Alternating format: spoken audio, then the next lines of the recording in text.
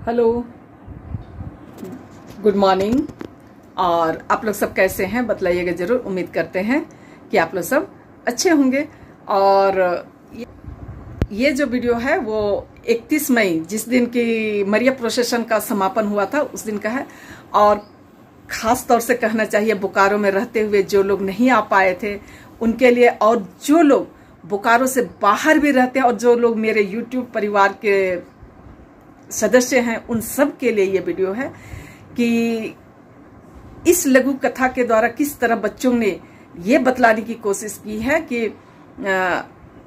हर मनुष्य के लिए प्रभु का कुछ न कुछ योजना होती है।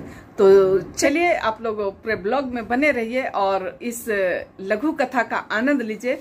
और यदि पसंद आता है तो आप लोग उसे लाइक, शेयर और कमेंट कर दीजिएगा। और जो हमारे नए फ्रेंड्स हैं वे सब्सक्राइब जरूर से कर दीजिएगा, है ना।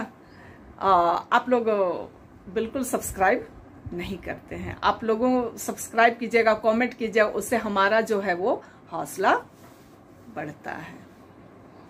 जिसे तुम प्यार करते हो उसे तुम्हारा भाई भी प्यार करता है।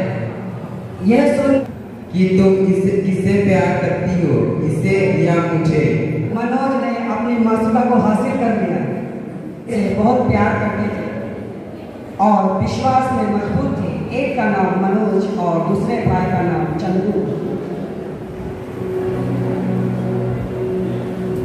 तीनों बहुत ही खुशहाल फैमिली थे और एक दूसरे से तीनों प्यार करते थे।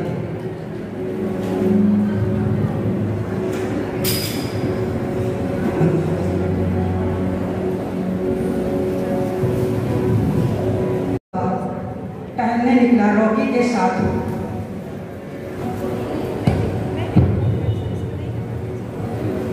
मनोज और उसका दोस्त रॉकी टहल रहे थे। तभी मनोज ने तभी एक लड़की उस बगीचे में आई और वो भी टहल गई थी। तभी मनोज उस लड़की को देखकर मोहित हो गया और उसे प्यार करने लगा। तभी वो उसे प्रपोज करने चला गया।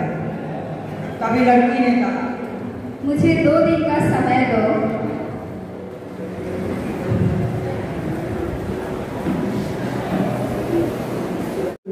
उस बगीचे में टहलने निकला। तभी वही लड़की बगीचे में टहलने आई। चंदू भी उसे देखकर मोहित हो गया और प्यार करने लगा। चंदू ने सोचा मैं इसे प्रपोज कर दूंगा और वो उसे प्रपोज करने लगा। तभी लड़की ने कहा, मुझे 2 दिन का समय दो। तभी पीछे से मनोज का भाई रॉकी ये सब कुछ देख रहा था।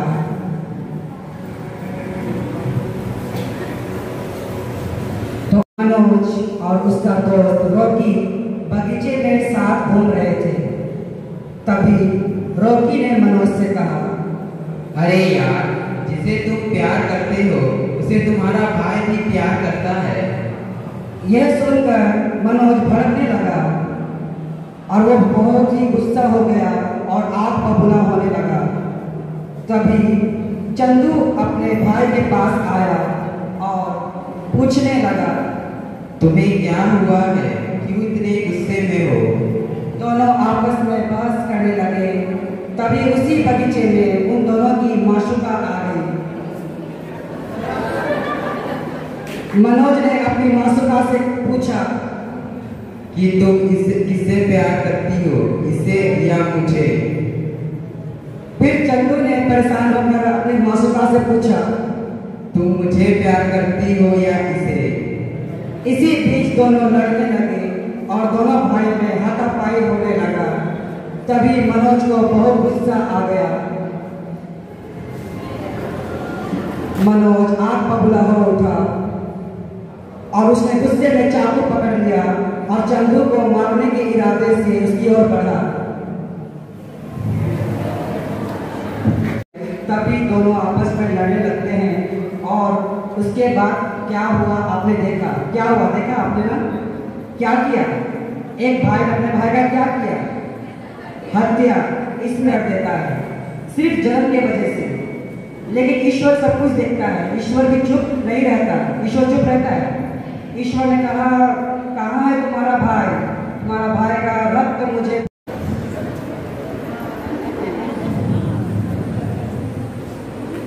तो आपने देखा मनोज ने अपनी मासूका को हासिल कर लिया और देखिए कितना खुशहाल फैमिली बन गया। अपना भाई को जान से मारकर उसे प्रभु ने मासूका को दे दिया।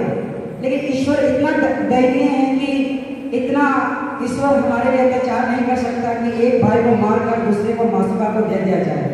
ईश्वर इससे भी प्यार करते थे और उसका भाई जो मर गया उसे भी प्यार करते थे। लेकिन वो पता नहीं ईश्वर ने उसके लिए क्या किया। आइए देखते हैं, अगर ईश्वर ने इसे मासूका दे दिया तो ईश्वर ने चंदू के जीवन में क्या किया। आइए देखते हैं।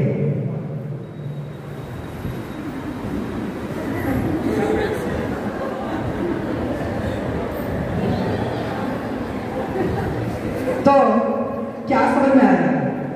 ईश्वर कभी किसी के साथ अन्याय नहीं होने देता। हम जितना सोचते हैं उससे कई गुना अधिक ईश्वर सोचता है। तो ईश्वर ने दोनों के जीवन में एक ही मासूम के लिए ये दोनों लड़ रहे थे, ये मेरी होगी, ये मेरी होगी। लेकिन ईश्वर ने क्या किया? ईश्वर ने इसे अपना दुल्हन बना लिया और उसे उसकी मासूका दे दी। तो इससे हमें यही सीख मिलता है कि हम एक दूसरे से किसी भी वजह से, एक लड़की आ जाए जिंदगी में, एक बॉयफ्रेंड आ जाए या गर्लफ्रेंड आ जाए, हमें किसी से जेलस नहीं होना है या किसी वस्तु के लिए जेलस नहीं होना है। ईश्वर सबको सब कुछ पर्याप्त रूप से देते हैं, जैसे कि इन दोनों के जीवन में किया। यही हमारा कहानी में एक सार था। Thank you.